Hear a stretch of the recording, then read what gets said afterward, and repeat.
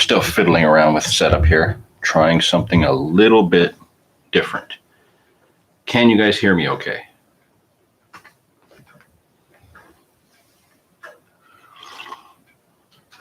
Three, 4 outdoors. Good to see you there.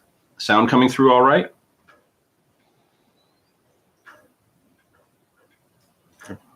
Perfect. I've hooked up a different microphone, but I'll be honest with you, I don't know how much connectivity I have with the devices. I've actually set up my normal camera setup for filming and hooked everything into my laptop. So I'm hoping the signal stays good. We've had issues with it up here before. And yeah, I'm hoping everything runs a little bit smooth. I'm just trying to get a little bit clearer picture and clearer audio than we normally do. Now, is the image reversed for you guys? Can you see me? Like, does it say DT or TD?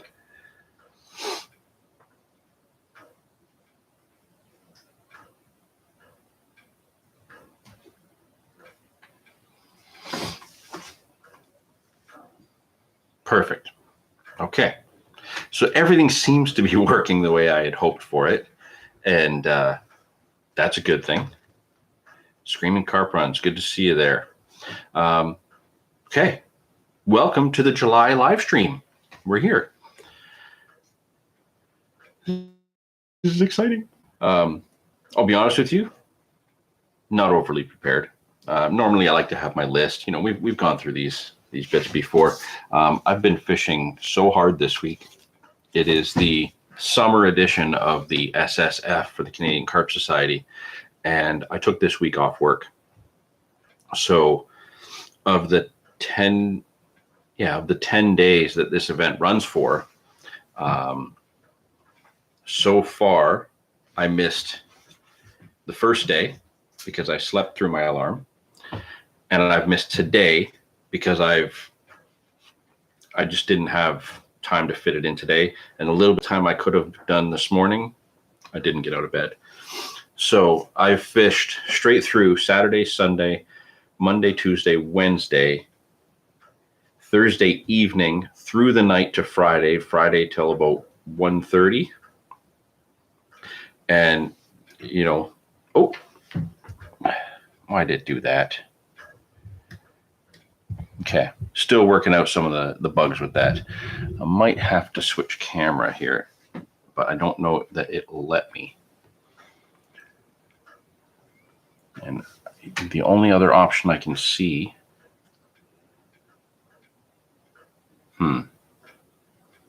still working this out. Give me 1 second, I'll be right back.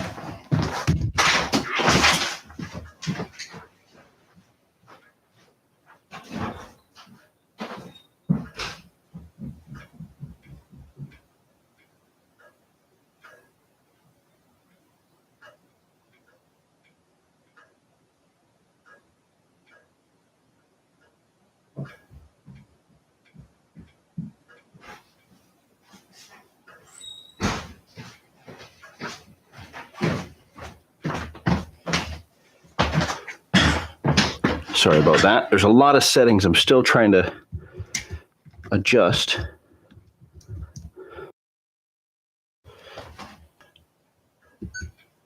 Just to keep everything running and rolling smoothly. Seems like every time I think I get it figured out, I've missed something. There's like this one little hiccup that I missed. And that was running up and down the stairs that I didn't need. Anyway, yeah, I've done a lot of fishing this weekend.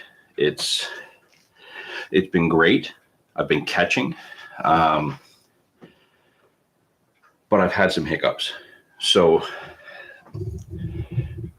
oh man, everything is just driving me nuts today. I've had some hiccups. So to kick things off, I started on Saturday morning. I did a 4 a.m. to 9 a.m. session, and I had 2 fish. It was good. You know, I wasn't really sure how that spot would go or how that session would produce, but I got 2 fish. It worked. So I went back for another 4 a.m. to 9 a.m. session on Sunday.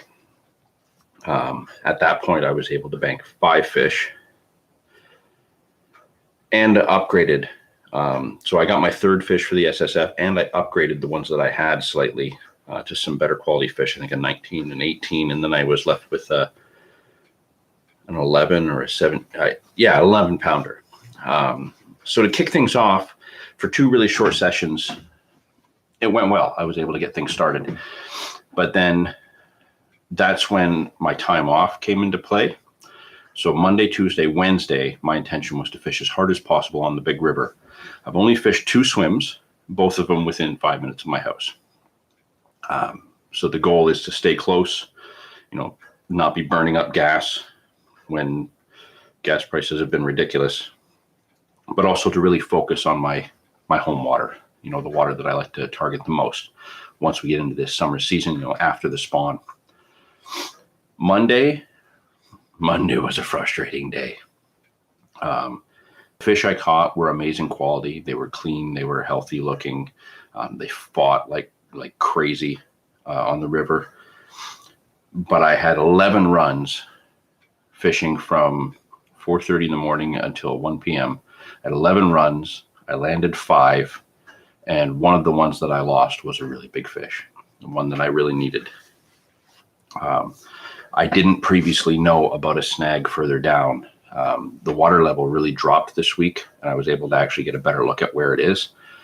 So downriver, when these fish take a run longer than 70 yards, if they're on if they're out in the river on the other side of the snag, unless you can somehow get them to come up above it, they're a lost fish. If you can get them on the inside of the snag, what I've been finding is that I can put side pressure on them. So put my rod towards the bank, and as they're running down, steer them on the inside of the snag, and then they eventually come back up in the shallows on the inside of the weed line, and I've landed most of the fish since then. But on Monday morning, I didn't know that. Monday morning, that snag was there, fish got around it, gone. The biggest issue with that situation was that it was a double run. So I was actually playing a fish when that fish took all that line, got down in the snag, and by the time I got the other fish in the net, got a hold of that rod, I felt it for a little while, grating. It was still taking line. I was able to bring it back so far, probably up to about the snag, and then it came off. So unfortunately, a lost fish on Monday that I really needed, but the ones that I did catch were all between about 8 and 17 pounds. So I was doing all right. Tuesday got a little bit better. Tuesday was actually, Tuesday's probably the best day that I've had yet. Tuesday, I landed 14 fish out of 15 runs. So Tuesday went really well. But they were all relatively small fish. Like I'm talking like 3 to 17 pounds. It was just steady action over and over again, more double runs. But I did get 2 bigger fish. And this is where the steering them inside the snag and up the weed line came into play. And I landed a 29 and a 25 and a half. 2 really, really good fish. Or no, a 29 and a 25 were on Tuesday. However, that one fish that I did lose was a decent fish. Probably low 20s, but it would have been one that at that point I needed for an upgrade and didn't get in. So Tuesday was a really good day. It poured rain the whole time. I had my setup. I was comfortable, just wet, but the fishing was amazing. That's why I fish 30-pound braid and 30-pound monoliter hurricanes, turn my spots to minefields. Yeah, I'm also using 30-pound braid and 50-pound Armacord leaders, like, big stretches of Armacord. It's just the power of these fish. Once they turn sideways in the current and get down that heavy river, I don't know what it is, but it's almost like they've got this extra 20 or 30 pounds behind them. And yeah, it's straighten hooks, rip leads off, cut through braid, cut through heavy mono. It's just nature of the beast fishing the rivers. So yeah, Tuesday, really good. Some serious upgrades that I needed, and that really moved me up in the standings on the SSF. So my intention for zebras, you don't have those here. Yeah, we have a lot of zebras. That's why our carp are so big.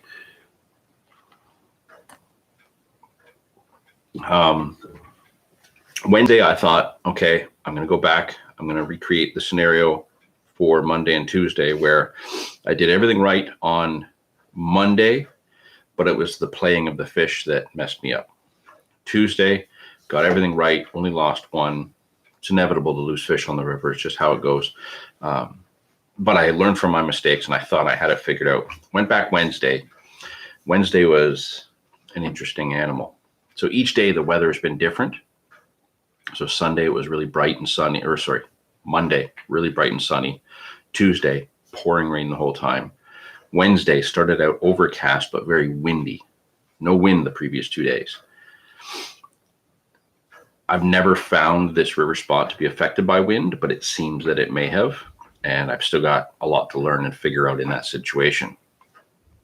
But Wednesday, I had 2 fish quite early, and then nothing. It got quiet.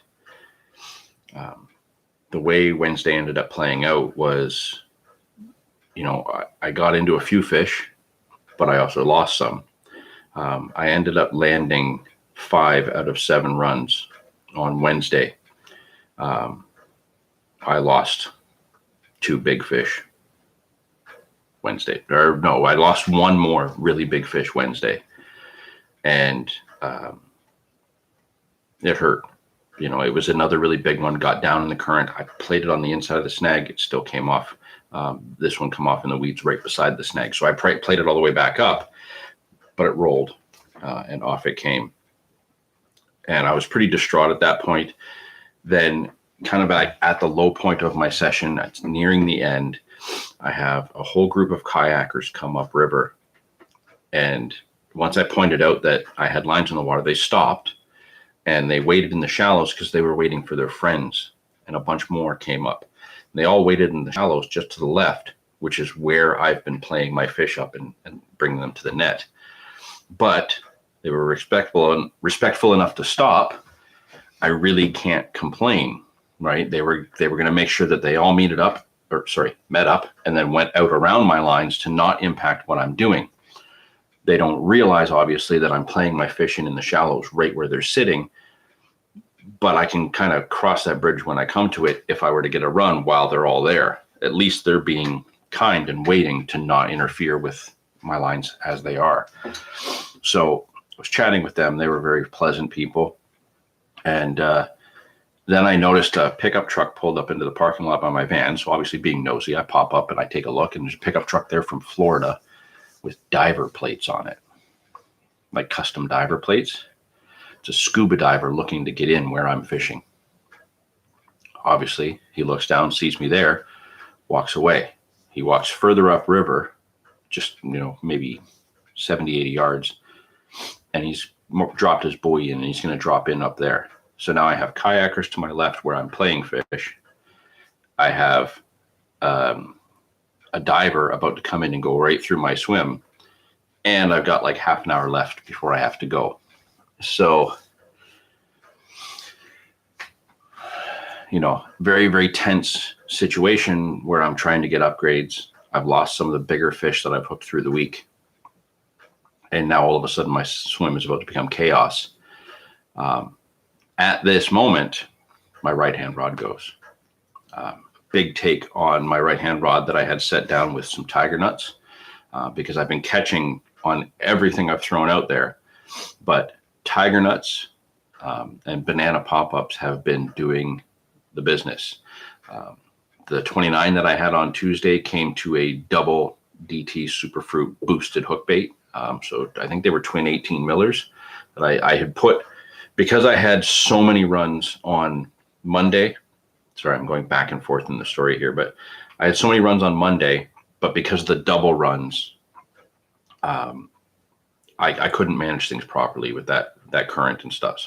So what I did on Tuesday was I put the pop-up rod out, a tiger nut rod out, and then what I called my donkey choker rod out in the middle. And that's what got my 29 pounder, 2 double big boosted hook baits. I did try a single 24 miller for a while. It had pickups, but nothing hooked. The double 18s got me the hookup of the bigger fish. And that did help by not having 3 small baits on. I didn't get as many double hookups. So having that one big one in the middle and the 2 outers, anytime a group of fish came up, I didn't have 2 rods side by side go off at the same time. I would have one, I'd get it to the net, and then the next one would go. So I did the same thing on Wednesday. Big hook bait in the middle, 2 smaller hook baits on the left and right. And it was the right-hand rods. So the fish had gone up past the other 2 rods, got the tiger nuts upstream. Once I set into this fish and it took off out across the current, I knew I had a bigger fish on. This one I was able to swing around. The kayakers pushed into the bank a little bit tighter so I could play the fish up to the net. And they actually kind of moved around so that they could get a better angle to see, and they're filming it with their phones, and I get it in the net, get it on the scales. It was 29.5 or 25.5. So now at this point for the SSF, I've got a 29, a 25.5, and a 25. So feeling really good, really confident, but knowing that I've lost some really big fish. So, Wednesday was very difficult fishing, and concerns about kind of the environment and everybody around me, but I did get another decent fish. I was happy about that.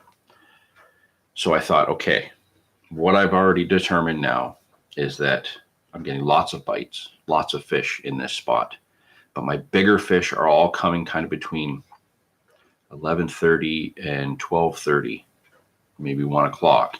So it's kind of a midday bite for those bigger fish that I'm hooking into. And I've only managed to land a couple of them out of the ones that I've lost, or the ones that I've hooked. So my intention was for Thursday, I would skip the morning, not go and waste time on a bunch of small fish. I would go on Thursday, midday to late in the day and do an overnighter. I'd spend the night on the river and fish right through to that midday point on Friday. So the way things turned out on Thursday, timing did not go the way I had hoped. And I didn't get down to the river until 7 p.m. So not only did I miss that stop hitting the camera, get my cat. Not only did I miss that midday bite window, but my theory that they were moving in the afternoon, I hadn't tested yet. I hadn't fished past 1:30 in the afternoon at all this week. So I didn't know what to expect, but I knew late in the day you can usually get a good bite. Between that 6 to 7:30 p.m. in that spot, it usually does kick out a couple of fish, and usually a decent one. And the previous week, it did exactly that. I'll get into that in a little bit, but needless to say, a 30 plus came out the week before out of that spot in the evening. So I had some confidence going in. So I got down there late. I got set up, got the lines in, and I didn't get a single bump all night. The drifting weed has been insane.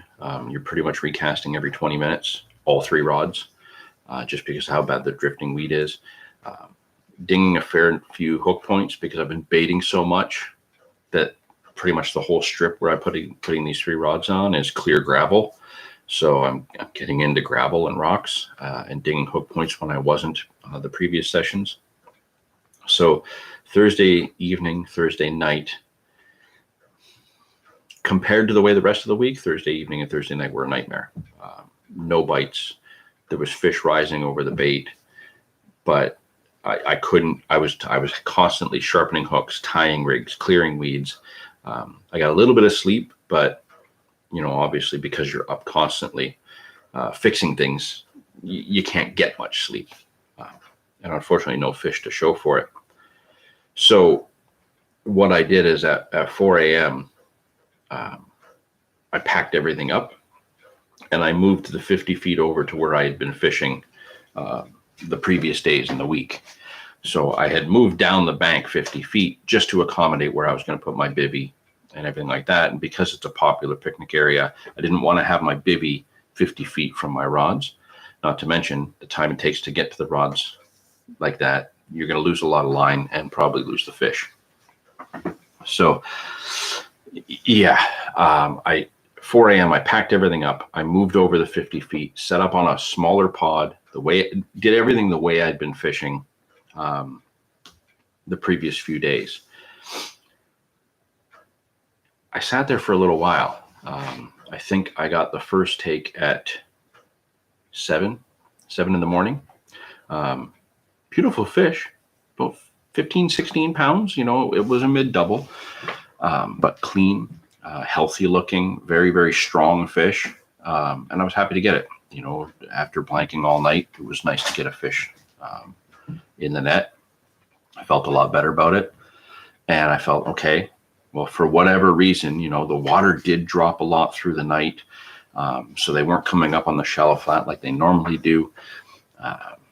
You know, the weeds are a little bit worse through the night than they had been the previous days. So there's a lot of factors coming in that I'm just trying to wrap my head around, but don't understand. You know, every day I go to the river, it's a school day. You're learning something new, and that's inevitable because every single day on that river is different. Everything changes. So, you know, I'm trying to just kind of weed through all the little criteria that I can to figure out what's going on. And yeah, Friday morning, I didn't get it. Friday started nice, cool, few clouds, and then it got really sunny, much like Monday was. But I didn't have any more runs for the rest of the morning. Just that one at 7 a.m. No other pickups. You know, a few whacks on the rod tip, but you know, maybe my hook bait was covered in weeds, so I couldn't. You know, they're picking it up but couldn't get hooked. There's so many factors that I'll just never know. But again, tying rigs, dinging hook points. You know, I just kept on going through the motions of trying to do everything that had worked to get it to work, trying to make things happen. I had been baiting quite steadily. So what I decided to do at, I think about 10 o'clock in the morning, is just stop putting bait in. Just stop putting bait in altogether. I've been baiting steadily for the whole week. Anytime I'm in there, and then going back for little intervals to throw bait in. I had baited heavily the night before when I set up, and I baited again around 1:30 in the morning. I put a few scoops out just to keep the bait going in, but that didn't seem to make a difference. I put a scoop in at 6:30 in the morning, had a fish at 7, and I thought, okay, well, maybe the bait's having an impact, but then I went several hours with nothing. 12:30 comes around. I had just finished eating my lunch. My ride would be coming in about an hour and a half to pick me up. And I had another take on the left-hand rod on the tiger nuts. And it was a big fish. It was another big fish that went downriver. This one got on the other side of the snag. I could not steer it. I could not move it. And I try to always keep side pressure on these fish when I'm playing them in this river. In this particular case, because it got around the snag, I put my rod tip straight up. Now I held on to this fish. This was still going. And I saw the line come up and a thrash on the other side of the snag. So I knew the fish was still on. Then you could see the line lift with the weeds on it out of the water where the fish had gotten past the snag. So I went back to side pressure, started coming back up just slightly. It took a little bit more line, started rolling, and the hook came out. So, yeah, that was another brick to the face. That one really hurt because that was the hardest battle I had yet through the week. It was a really, really strong fish. So that's where I'm standing now. came home last night, did some around the house stuff, spent some time with the family, and I didn't get out this morning. I had a very small 4 a.m. to 9 a.m. window this morning, and I couldn't get out of bed. Alarm went off at 3:45. All I had to do was get up, throw my 10-footers in the van, and go. That's all I had to do. Well, throw some clothes on and whatnot, but couldn't even be bothered to get up and do that. Just went right back to sleep and woke up at 8 a.m. So the way this SSF has gone is I've caught a lot of fish. I've done very well. I'm happy with the larger fish that I did catch, but they are not enough to hold me in the standings. I've been a half a pound behind the leader for a few days now, but now it's the weekend and everybody else can get out. So the likelihood that I'm going to stay in second place is pretty slim. Dave and Kevin, the other members of Team Savage for our team division, they've been struggling for time as well. And the little windows that they've had, they're either not catching or they're just catching small fish. So overall, as a team and individuals, we've been struggling this week. And that seems to be a theme, being post-spawn, the heat of summer, now that we're getting into it, everybody is struggling to find those big fish. Up until today, there's not been a single 30-pounder put on the board. My 29 has been the largest one on the board for the last couple of days. So, it's just one of those things where everybody's struggling to make the time to get out. And then when they do, they're struggling to find the bigger fish. I have to be happy with what I have produced. I've caught a lot of fish. I've had some good fish. But the chances are, with my little 4-hour window tomorrow morning, which I will get out of bed for, the chances of me actually getting my upgrade are pretty slim. The spot can produce some bigger fish. I'm going to go back to my second swim, the one I started on last weekend, because it's a lot easier to get in and get out in those short sessions. I fish right next to the van. I'm not fishing flow, but it's a nice spot where the fish come up in at night. And my intention is to try and catch some of those bigger ones as they're pushing back out into the river. So we'll see how it goes. If I can convince my son tomorrow, I might try to get back down to my main spot for that midday window. Maybe I can get down there and get that one big fish bite that I need. But the likelihood that that'll happen is pretty damn slim. Screaming Carp runs. I won't be putting you in third place since I don't have any time. Yeah, it sucks. Everybody's been busy, and it's just, I'm hoping everybody's having a good SSF and having fun, but catch-wise, when you look at how everybody fished for the spring one and the quality and the size of fish that came out in the spring SSF, looking at this one now, it's just like night and day. Like, what happened? Flipped it all on its head. No big fish coming out. Nobody's reporting any real numbers. It's just one of those things, and October, who knows? October, we all be back into those 30-pounders. You never know. But as it stands now, I've thoroughly enjoyed my time off. It's given me a great opportunity to relax and calm down and ignore some of the stresses. So being on the river each day has had a very positive impact. And I just kicked the tripod, of course. Oh, there's Nathan. The summer lull. Spawn just finishing up here. Managed a few upgrades, but same thing here, no time. Harry, I definitely focused on the spring and should be able to fish the fall. Yeah, see, fall, everybody's going to be able to turn things around, I think. But, we've got all of those big factors of kids just finished school. Some of us, our work is ramping up. Some of it's ramping down. We're, my area, horribly busy with tourists already. It's craziness, absolute craziness. But it's been going good so far. It ends Sunday night, the SSF. So on Monday, we'll know who the winners are. And that should be cool. We'll see where the standings change through the weekend, because there's going to be more fish put on the board. And yeah, hopefully it'll go all right. Now, I'm sure I'm going to run into some more technical issues because I threw a memory card in to try and get the camera to stop just blacking out on me. But it's giving me a 29-minute warning that that's going to be full. So I might have to go back and fiddle with this stuff, but we'll see. Anywho, that's kind of how my SSF has gone. So I may be able to put another fish on the bank that might be an upgrade and hold my standings. I might not. We'll have to see. But yeah, I just wanted to share that with you guys with kind of how the sessions have gone. I've had a great week of fishing. We'll put it that way.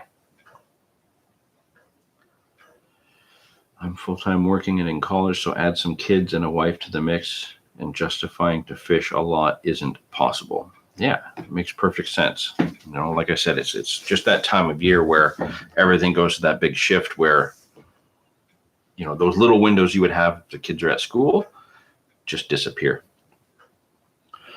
But yeah, enough about the SSF. It's been great. I've had a great week of fishing. I got a couple new things. Now, I did get my bait order, my DT baits order from Simon at carpkit.com. I did an unboxing video that was supposed to have just gone up as like a random. It wasn't supposed to be part of the regular schedule. It was just supposed to go up random last week. And because of how busy I was last week, and then this week with the SSF, I completely forgot that I had it done. So after this live stream, or potentially tomorrow, I'm going to throw that DT baits unboxing video up so you can see the baits that I've been using, because everything that's in that box I've started using already. And unfortunately, some of that stuff's no longer available on the site. It's been sold out already. DT baits are flying off the shelves at Carp Kit. So, you know, I really can't say enough about this. It's a good bait. It's really good bait. 30 degrees, feels like 38, extremely low water. Haven't had a carp since December. My God. Somebody get this guy a carp. Somebody get him out there. Okay, so because of the bait unboxing, that's a separate video. I don't have any of that to show you right now, but I did pick up a few other things that I'm going to show you. First things first, you know me and my getting my Corda stuff. I kind of just obsessed with it lately. So these are the tip and butt protectors, the elasticated tip and butt protectors from Corda. I got these for my 12 footers because I do a lot of short sessions. I'm a lot of in and out of my spots. And the way this week has been, taking everything out of the bag and putting it all in the bag at the start and end of each session has taken up a lot of time. So when I'm doing these short sessions, I've been finding that the bags are not overly practical. The bags are amazing. I have no complaints about them. It's just that I've been trying to fish a lot faster the last few weeks. So I need something slightly more practical. And this has actually proven to be more practical. I know some people like Kevin have the ones that they just kind of tie right here on either end. I'm clumsy. I'm not careful. I go through bushes. The likelihood that I would just lose them is quite high. So yeah, just an elasticated piece. This is the same padding material that is on all the Corda luggage. So my rucksack and scales pouch and all that, it's all the same. Very, very thick padding. I got these the other day. They came in and they've already proven to be exactly what I needed. You know, fishing off the barrow in this spot on the river, or simply just grabbing my rods and my rucksack and my net and unhooking mat and running down into my spot when there's a lot of picnickers there. So instead of taking a whole bunch of stuff, just grabbing the essentials and getting down there and getting set up. These have made the difference. Just pop them off, put the rod together and cast out. So yeah, good bit of kit. And the nice thing is I can leave those on and put them in the rod bag. So when I am, you know, not as pressed for time, I can actually use the bag the way it was intended. And the reason I have it, which I love it, I have, again, no complaints about the bag. But these will help me control the tips a little bit easier. And when it's time to just do those fast sessions, I'm going to have these at the ready. So if I don't have time to throw it back in the bag, put the ends on, it's protected, they're held together. Good stuff. Now, the other thing that I wanted to discuss with you guys is hooks. Hooks have been kind of an interesting thing for me since 2014, when I did that very first video, and I made the realization of using the normal hooks that I've always used to actually using a proper carp hook. So what you see in that very first video I did of switching to that monster carp tackle hook for the very first time, that was as it happened in that video. And I've been using proper carp hooks ever since.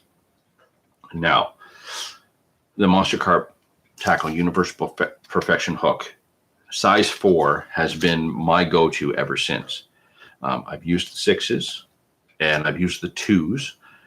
They did used to have a heavier gauge hook as well.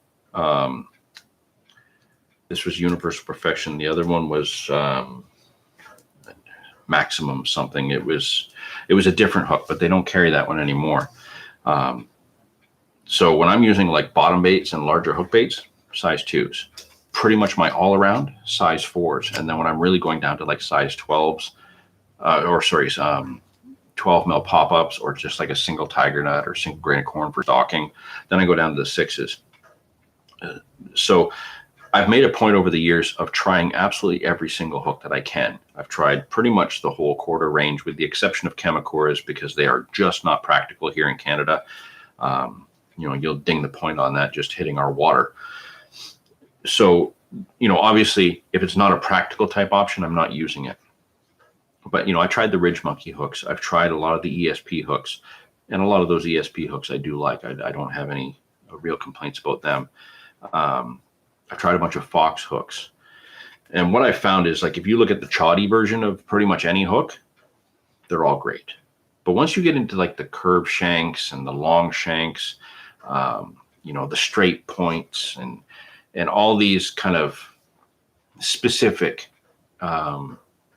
patterns that people would kind of use as their run-of-the-mill one, aside from a Choddy, I've not been impressed with most of those hooks from all of those companies. Straight points just don't work here. You hit one piece of gravel, you ding the point. And the way I've had to look at this is most of those hooks are designed for people that are going to put a rig out and it's going to sit out there for hours or days before it gets a fish. So it's not going to be casting over and over again. And a lot of times they're not fishing on a lot of rocky areas, some gravel spots or clay spots, but we are fishing in rock. We're fishing in timber, and we're in weeds that are so thick and coated with like zebra mussels that are this big. It's so easy to ding the points on all of these other hooks. So the monster carp hooks I have found to be the hook to use. And, they've got a robust point. It's a very thick point all the way almost to the end. So it's very hard to ding the points. And when you do, it's very easy to sharpen them back to what you need. The shape is not really a curved shank. It's just kind of like a standard carp hook, and it's good. Throw a hook aligner on there and it's even better. I tried bending the eye down slightly to give it a slight downturn. No negative impacts from that. Again, it helped it turn. So these have been and always will be my go-to hook. But as you guys know, over the last little while, I've been talking a little bit more about these Corda Chlor hooks. And I've been using the size 4s. I have now tried the size 6s. And I have now also tried the size 2s. And I have to say that for the first time, I have found a hook that is actually a decent, it's not quite there, but a very decent competitor to the monster carp tackle hooks. Robustness, they are very tough. They do have a relatively fine point, but it's a beaked point. So you do ding the tip, but not as often as a lot of these other hooks. And when you do ding the tip, I've been finding that I can sharpen these back out to be usable. I can get away with the hook sharpening a little bit more when I'm fishing fast current, like when I'm fishing the river, because that take is going to have a lot more going against it. It's not just the fish picking it up and shaking its head. It's the fish picking up and shaking its head as the current pushes it. So you're getting a good hook hold, even with a slightly dulled hook. Fishing in more slack water, or if I was fishing a canal or a lake, I'm either going to put more effort into sharpening it down or sharpen it all together. Now, I've found that with the rigs that I like to use, like the way I've been using my German rig, my tube blowback rig, there are some pros and cons between these two hooks. Also, a slight difference in the way the size or the gape appears. Tube blowback rigs, still a Monster Carp tackle size 2 or size 4, hands down. For my German rig, the way I've been fishing it with pop-ups and wafters, actually I've come to prefer the Chlor hook. A much better hook for fishing pop-ups. I can say that with the utmost confidence. If that double donkey choker that I was using on Tuesday when I got that 29, that was a Monster Carp tackle size 2. I tried doing the same blowback rig on a size 2 Chlor, and I did not get the hook hold. So yeah, I've now kind of got, aside from chotties, which I love my chotties, but for the basics of pretty much the other few rigs that I tie and the way I want to fish, these are now my 2 go-to hooks. Universal Perfection being more my specific kind of big fish hooks when I'm using like bigger baits, or not big fish, bigger bait hooks. But as well, if I want to use a single boilie, or if I'm going to use a wafter, I will still no problem using the Monster Carp tackle hook. But for my pop-ups now, I'm pretty much all my pop-up fishing is being done with the Chlors. Now, I don't know how well this is going to show. I'm just looking at my time there. I put 4 hooks on a piece of paper, just taped them on to show you a slight comparison. So looking at this top one here, that is a Monster Carp tackle size 2. Okay, a good thick wire, robust hook, and you can see there a very good strong point. Okay, just a good beefy point. Right below it is a size 2 Chlor. So you can see the beaked point, it's much longer. Again, thick wire, but the opening, the amount of space you have for hooking potential, it's a big difference there. So when I'm fishing a lot of like rock, debris, the heavy river, this is definitely my go-to hook. But this, I'm still experimenting with it. It's doing a pretty good job, especially if I'm using pop-ups or big wafters. Now, the next one down, that's a Monster Carp Universal Perfection size 4. This has been my go-to hook for about the last 9 years. Yeah, 8 or 9 years now. Again, it's got that same robust point, thick wire, but right below it is a size 4 Chlor. And you can see that different shape to the pattern, the different hook point. I'm thinking that the way I'm using the German rig with pop-ups, the Chlor just lends itself better to be fished that way. I don't use Ronnies. I don't like them. But the German, that Chlor is the hook to use for that. I just wanted to show you the differences between them. It's a very clear shape difference, but it's the hook point that's more key, right? We've got a Monster Carp tackle hook is your brute force, just tough hook. But these Chlors, I don't know, sticking them with pop-up, that's really kind of made a big difference. And I've been using them with wafters as well, and they're doing the same job, but with one subtle difference. So the Chlors, With pop-ups, I'm getting a perfect hook hold in the bottom of the mouth. With wafters, I'm getting them in the scissors. I'm hooking them in the corner of the mouth. The Monster Carp tackle hooks, you're kind of getting it all across the bottom with any hook bait that I'm using. But I'm finding, obviously, I get that deeper, stronger hook hold when I'm fishing bottom baits with those. So, because hooks are a constant debate with people and, patterns and sizes and hook points and all this, I've made a point of going through and trying as much as I can, as many different hooks as I can. And these are now the hooks that I have found to be the absolute best. Now, if you're going to use a choddy or a hinge stiff rig, something like that, a choddy hook from any company is just a choddy hook. They're all the same. I can't find any of them that have any significant or even really noticeable difference over the other. The Fox chod hooks versus the Corda chod hooks versus the Ridge Monkey chod hooks. I'll use any of those. But those other patterns, they're curved shanks, they're long shanks, they're, short shank, beak point. Those hooks aren't doing it for me. The only other ones that I would say would kind of stand out and that I like using for stocking, probably the only other one I like using for stocking over a Monster Carp tackle hook is the ESP Raptors. They're nice hooks. I do like those for, just a single grain of corn stocking or a single tiger nut stocking with like a mono hair coming straight through. I like those ones.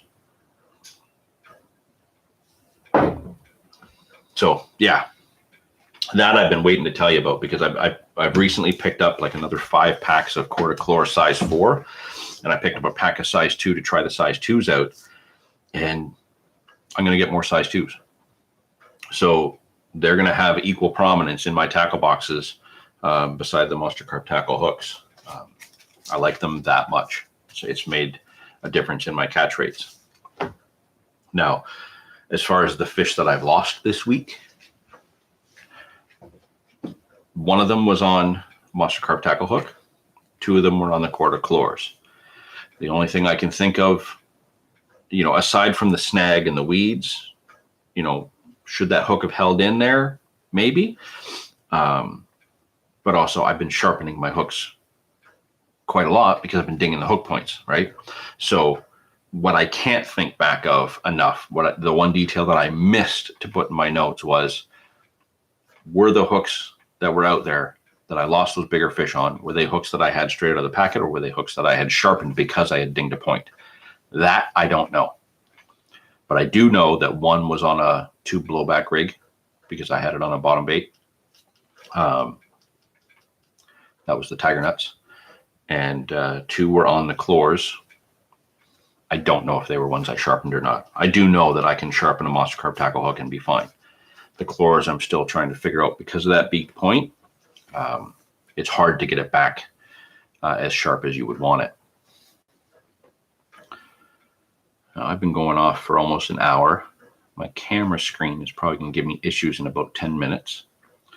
I do apologize, but I've been rambling and going off about tackle and my story about the SSF. How are you guys doing? I know some of you guys have already mentioned that you've just not had time. You've not been able to get out, or you've not had a carp at all since December. Has anybody else had any recent, revelations or new things to think about? Any new specific gear any of you guys are actually thinking about going after in the next little bit?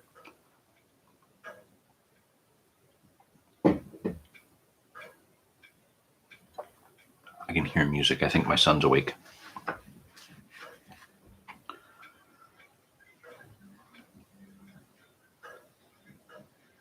Yep, I think I got to tell him to turn that down. Be right back.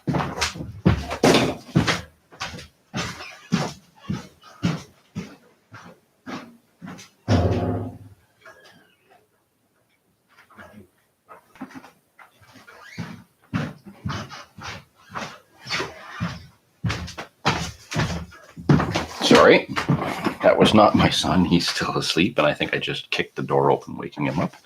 I think that was my neighbors just out front here, cranking music. Gonna get me shut down for copyright. I don't even know if you guys heard it, but it was really loud here. So anything to bring up, guys? Any tackle you're looking after? Any new spots you're targeting? Anything to bring up? Again, thanks for sticking around and listening to me ramble. Always appreciate you guys being here. Again, it's not quite the same without Doug, but normally these lives have been going on at noon or at 1 o'clock because of my work schedule. But because I was off today, I thought I would jump in at noon. I was hoping to be able to go longer, but it's looking like I'm going to have more technical issues than I had expected.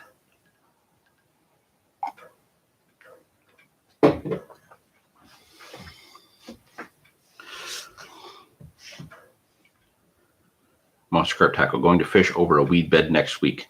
He's going over the weed bed. I am looking forward to hearing the results of that, sir. Because we know what's on the other side of that weed bed, don't we?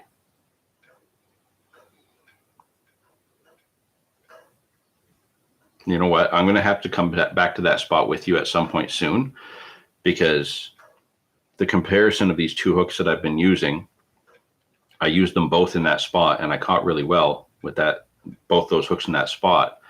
But I've never fished there when the weeds were up or the weeds were bad. So we're going to have a discussion with that for sure. I want to go in there and try these hook patterns in those weeds.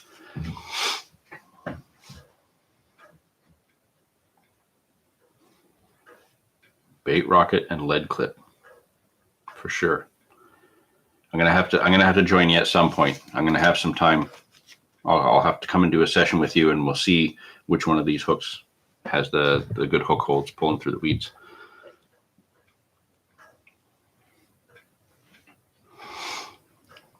Well, I think what we're gonna do, guys, because I'm still learning with some of this tech stuff that I'm trying to figure out just to get clearer pictures, better sound. I think if there's nothing else you guys want to add, we're going to wrap this up. Again, I appreciate you being here for the July live stream. I'm going to try my best, no promises, but I'm going to try my best to hopefully get out for the August live stream. I'm going to try and do on the bank. I'll do my best to make that happen. I'm going to be pretty busy over the next few weeks just trying to get caught back up at work. So I'm probably not going to be doing much in the way of filming, but I have a couple videos in the bank. Dave has a really cool video from back in April that relates to that kind of special session where we had those big fish because I didn't film that day. I've actually done very little filming this year, but what little we have done, I think you'll enjoy. And once I get caught up over the next couple of weeks, I'm going to be back to doing some more, a little bit more filming where I'm out, just going out to kind of crush a bunch of bites. I am going to be going to do a little bit more on the river, and I'm going to try and take the camera with me. I had the camera with me on Friday morning, or Thursday night into Friday morning, and I got one fish on camera, the one at 7 a.m. And, I already told you how the rest of that session went. Had I had the camera with me on Tuesday, I probably would have burned through all the batteries before I had all those fish in. It was just insane. So I've been putting a lot more focus into my fishing than filming, but the cameras have to come back out soon so we can get some more going. Great to talk to you guys. Great to kind of get that story out about how my week has gone. And I'm hoping that maybe you guys will kind of do a little bit more comparisons and testing with the hooks that you guys use, just to see if you guys have the same results that I do. But I'll tell you right now, the Monster Carp tackle hooks have been my favorite for years for a reason. And finally, another company has come up with a hook that has ticked a lot of boxes for me. So, try these two if you haven't already. And, if not, or if you have, look at some of the other hook patterns that you use and see how it goes for you. Okay, we're gonna sign off. And again, thanks for joining in. And putting up with me as I walked away multiple times and, fiddled with all this stuff. But yeah, we'll see you again soon. And that unboxing video, I'm going to get out to you today or tomorrow. It's ready to go. So you will see that soon. And yes, I've caught on everything that's in that box already. I forget where the button is. There's the button. All right. See you guys later.